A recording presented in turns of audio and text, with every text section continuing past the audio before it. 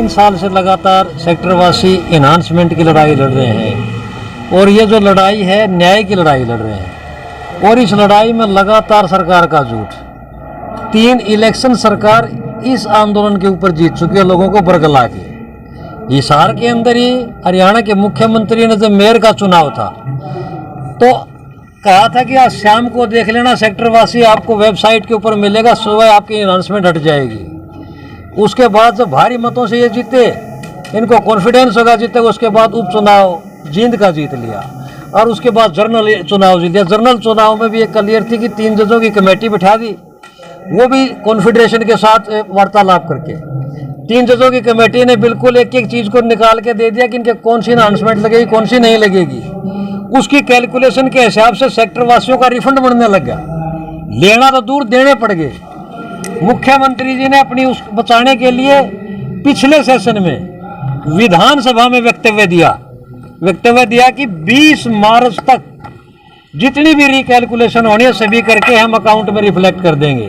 और यहाँ तक भी नहीं, दूसरी बात, जो सेक्टर वासियों ने अपने बिहाफ के ऊपर एसोसिएशनों ने केस लगाए हुए थे हाई कोर्ट में, वहाँ पर जाके एफिडेविट दे दिए कि हम रिकैलकुलेशन करवा रहे हैं। 22 केसों में एफिडेविट दे दिए। उन्होंने अपना नोटिफिकेशन निकाल दिया सरकार ने, इंस्ट्रक्शन नंबर 63 कि इस बेस के ऊपर रिकैलकुलेशन होंगी। अब आप बताइए, आप सारे के सारे बैठे समझदार हैं, अपना ही नोटिफिकेशन हो जाए, विधानसभा में भी वक्तव्य देते, विधानसभा की अवमानना होती है, फिर भी वो सरकार अगर उसको कैलकुलेशन ना करे तो सरकार चल रही है, कुछ और चल रही है। मेरे ख्याल में संवैधानिक तरीके से सरकार का बात ही खत्म होगी, फिर तो कोई भी इस चीज़ को अपने हाथ में ले लेगा। और मैं अब नई बात बताऊंगा उसके लिए, जो आज अपनी मीटिंग जो बुलानी पड़ी है। 26 तारीख का सेशन था, हमने 25 तारीख तक कोशिश की चीफ एडमिनिस्ट्रेटर हुड्डा से लगातार वार्तालाप करने की कि मुख्यमंत्री जी ने पिछले सेशन में यह आश्वासन दिया था कि 20 मार्च तक रिकैलकुलेशन हो जाएगी, उसका स्टेटस क्या है। वो बरगलाते रहे, बात करने के लिए टेबल पे नहीं आए। हमारे पास कोई चारा नहीं था। बार बार लिखित में उनको देते रहे कि मीटिंग बुलाइए और हमसे बात करिए, कब तक आप रिकैलकुलेशन कर लेंगे। वो ऐसे ही अखबारों में कुछ निकलवाते रहे, किसी से भी काम कुछ नहीं हो रहा। हमारे पास कोई चारा नहीं था, हम सीधे ही चले गए उनके पास, क्योंकि 26 का सेशन था।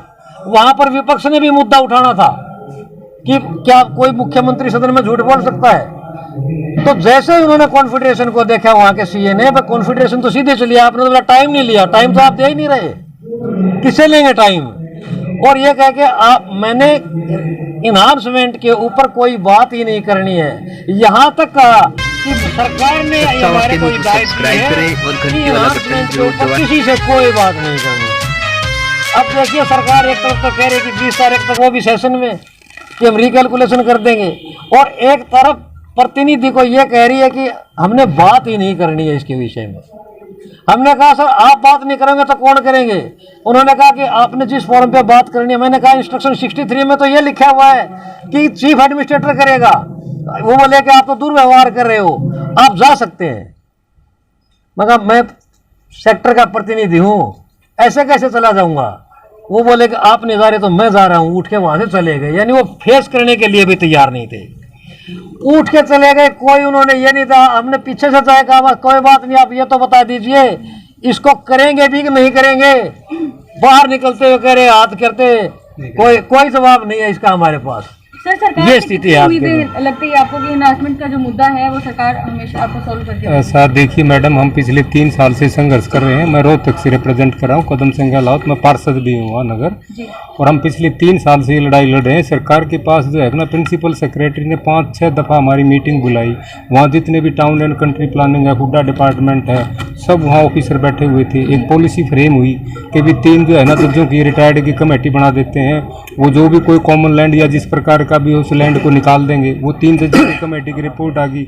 गवर्नमेंट ने जो है ना 63 जो है ना एक पॉलिसी डिक्लेयर कर दी। अब इस बेस के ऊपर हम आपकी कैलकुलेशन कर देंगे। नीचे जोनल एडमिनिस्ट्रेटर के पास वो भेज दिया गया, अब आप इसको कैलकुलेशन इस बेस के ऊपर करिए जो इस लेटर के अंदर दिया गया है। यहाँ से कैलकुलेशन होके चीफ एडमिनिस्ट्रेटर के पास चली गई। अब चीफ एडमिनिस्ट्रेटर के पास जो है 20 मार्च को हमारे मुख्यमंत्री जी ने on the floor of house ये एश्योरेंस दिया on the floor of house Haryana Vidhan Sabha के अंदर कि हम आपकी जो कैलकुलेशन है वो 20 मार्च तक कंप्लीट कर देंगे। ये बजट सेशन के अंदर ये उनकी रिप्लाई थी, एश्योरेंस दिया था। उस के रिस्पॉन्स के अंदर हमारी जितनी भी कैलकुलेशन है चीफ एडमिनिस्ट्रेटर साहब के पास से ली गई सारे सेक्टरों की।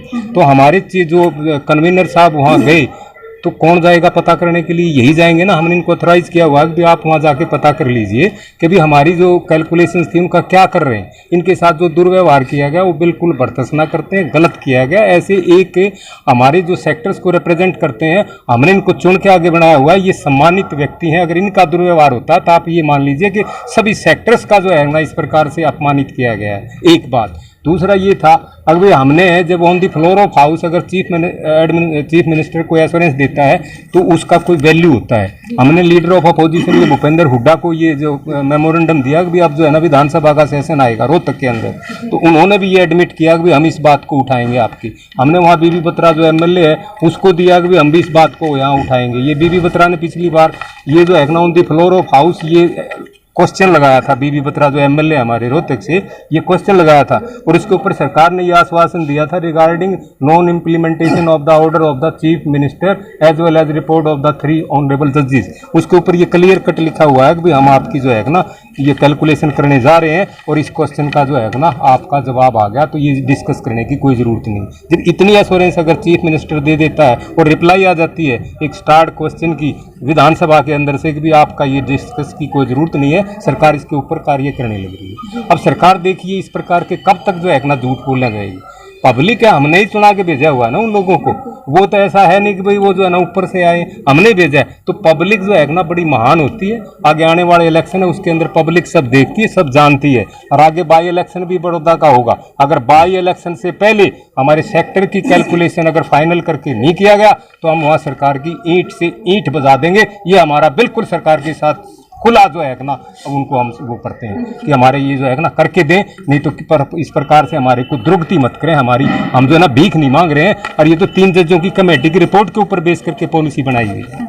तो सरकार को ये चीजें जो मीटिंग हुई उसमें क्या फैसला आज इसके अंदर ये फैसला लिया गया है कि लेने जा रहे हैं हम अगर भाई हम जो है ना एक दिन का एक धरना देंगे जोनल एडमिनिस्ट्रेटर ऑफिस के अंदर हर एक के अंदर। और वहाँ जो है ना हम एक दिन के अंदर जितनी भी मैक्सिमम मात्रा के अंदर होंगे, देखो कोविड का भी हमने ध्यान रखना है, 19 का हम जो है ना पूरी कार्रवाई करेंगे। सरकार के विरुद्ध जो है ना एक दिन का धरना देंगे। फिर भी अगर सरकार हमारी वहाँ नहीं मानती है तो फिर हम जो बड़ौदा इलेक्शन है उसके अंदर हम ड्यूटी लगाएंगे। रोहतक की, सोनीपत की, जींद की जितने भी हमारे सेक्टर हैं और सारे हमारे सेक्टर के जितने भी हमारी स्टेट के सेक्टर्स हैं वो बड़ौदा के अंदर एक के गांव के अंदर पहुंच जाएंगे। हम सरकार की जो है ना आगे आने वाले इलेक्शन के अंदर बहुत भारी जो है ना झेलना पड़ेगा अगर हमारी ये सरकार हमारी बात को नहीं माने। सर, ये अनाउंसमेंट का मुद्दा जो है कितने समय से चल रहा है? सर ये पिछले 3 साल से चला हुआ है। ये हमने सर्वप्रथम जो है ना अक्टूबर 2017 के अंदर ये मुद्दा उठाया था। उस वक्त पानी के जो रेट है हमारे वो ज़्यादा थे। 1-2 सेक्टर के अंदर अनाउंसमेंट आई हुई थी, हमने वहाँ से इस मुद्दे को उठाया था।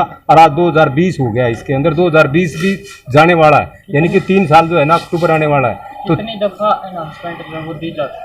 ऐसा सर हर एक सेक्टर के अंदर अलग अलग होता है। शुरू के अंदर होता है नीचे लोअर लेवल के ऊपर जो हमारा कोर्ट होती है एडिशनल सेशन जज वो अनाउंसमेंट देता है। उसके पश्चात हाई कोर्ट के अंदर लोग चले जाते हैं, किसान चले जाते हैं। फिर हाई कोर्ट के अंदर उसमें अप्रिसिएट कर देते हैं, वैल्यू बढ़ा देते हैं। उसके पश्चात सुप्रीम कोर्ट के अंदर चले जाते हैं किसान। तो वो जैसे वहाँ जो है ना कोर्ट ये देखते हुए इनके साथ जो है ना जाती हुई किसानों के साथ हमें कोई दिक्कत नहीं अगर किसान को मिलता है। लेकिन क्या करता है, 2 डिसीजन कोर्ट ने दिया, 2003 में दिया, वो 2018 में जाके हमारे को नोटिस दे रहे 15 साल विद 15% रेट ऑफ इंटरेस्ट। ये कहीं एडवाइजेबल है कि 2003 का कोर्ट का decision that has been conveyed in 2018 after 15 years, और वो भी इंटरेस्ट लगा के। और इनका इंटरेस्ट जो है ना आपको बड़ा भारी चक्रवर्ती ब्याज के साथ लगता है। चक्रवर्ती ब्याज 18% जो है ना इनका इंटरेस्ट लगता है। कौन पे करेगा, कौन सेक्टर के अंदर जाएगा? सेक्टर के अंदर जो सहूलतें आज आगे देखो क्या बुरा हाल कर रखा है। सड़कें टूटी पड़ी हैं, वहाँ सीवर सारे हमारे जाम हुए पड़े हैं सारे थ्रू आउट द स्टेट। ये मैटर है through out the state. Covid का बहाना ले लिया लेकिन लगा नहीं रहे हैं पैसा। सरकार तो है लेकिन एक किस्म से आप यूँ लगाओ नकारा सरकार हो चुकी है। कहीं भी जो है ना सेक्टर के अंदर कैलकुलेशन करी है सभी सेक्टरों में जी, ठीक है, मगर राशि भी खातों से अपडेट नहीं की है। तो उसको लेकर क्या है? उसी को तो लेकर हमारी ये लड़ाई लड़ रहे हैं। अभी आप अपडेट कर दो हमारे को, और वो भी हम ये नहीं कह रहे कि जो कुछ इन्होंने डिसाइड किया है, जो 3 जजों ने अपनी रिपोर्ट दी थी उसी बेस के ऊपर इन्होंने policy number 63 instruction 63 chief administrator ने जारी की थी। अब इसको बेस बना के आप जोनल एडमिनिस्ट्रेटर के ऊपर RWA जो रेजिडेंट वेलफेयर एसोसिएशन है वो, और एक कमेटी बना दी है, स्टेट ऑफिसर DTP और 3 आदमी एक कमेटी बना दी, उसके अंदर वो डिसाइड करेंगे with the consultation of concern जो है ना resident welfare association of the concern sector, और वो वहाँ से जो अप्रूव होकर ना फिर CA करेगा, चार्टर्ड अकाउंटेंट, वहाँ से अप्रूव होने के बाद फिर वो जाएंगे चीफ एडमिनिस्ट्रेटर, फाइनल वो करेंगे। सभी सेक्टर से हमारे यहाँ होके इस प्रकार की जो कार्रवाई है वो होके वहाँ चली गई है, तो क्यों वो जो है ना उसको धरे बैठे हैं, क्यों नहीं कर रहे हैं वो?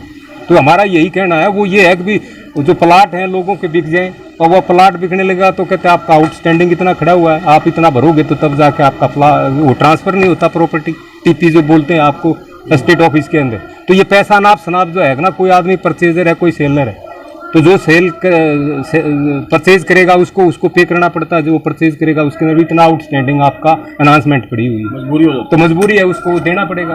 अब सेक्टर हमारे रोहतक के अंदर मैं आपको बता दूं कि जहां हमारा 530 रुपये था, हमारा वहाँ एक रोहतक के अंदर तो 156 रुपये आई है। कहाँ 530 रुपये पर स्क्वायर मीटर, कहाँ 156 है। थ्रू आउट द स्टेट ऐसा है कि तीसरे हिस्से की जो है ना हमारे को लगती है 2/3 जो हिस्से है वो ज्यादा ले रहे हैं हमारे से ना, इसलिए हम लड़ाई लड़ रहे हैं। 5500 रुपए स्क्वायर मीटर आई, जो कि अब कम रिकैलकुलेशन के बाद 805 रहेगी। बताओ कहाँ, वो जो रिकैलकुलेशन है वो हमारी नहीं है, वो सरकार की है, आपकी होगी तो हमारी नहीं है। वो रिकैलकुलेशन वो सरकार ने किया, हुड्डा डिपार्टमेंट ने किया, अप्रूवल बाय CA हुड्डा, हमारी नहीं है, वो हमारी उससे कम आती है, फिर भी हम एग्री करेंगे, कोई दिक्कत नहीं है। सरकार 805 दे रही है, हम तैयार हैं लेने के लिए, परंतु उसके बाद जो ओवरऑल कंक्लूजन निकल के ये आ रहा है, सरकार है ही नहीं।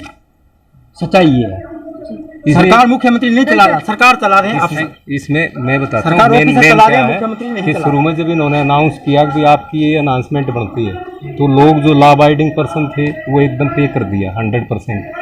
कई उसमें ज़्यादातर गवर्नमेंट एम्प्लॉइज वो दूसरे आदमी 100% पे कर दिया। फिर सरकार ने क्या किया, अब जो सब्जी नहीं बिकती ना वो शाम को अब ले जाओ, टमाटर जो है ना 20 रुपये सुबह थे, शाम को 5 रुपये किलो ले जाओ।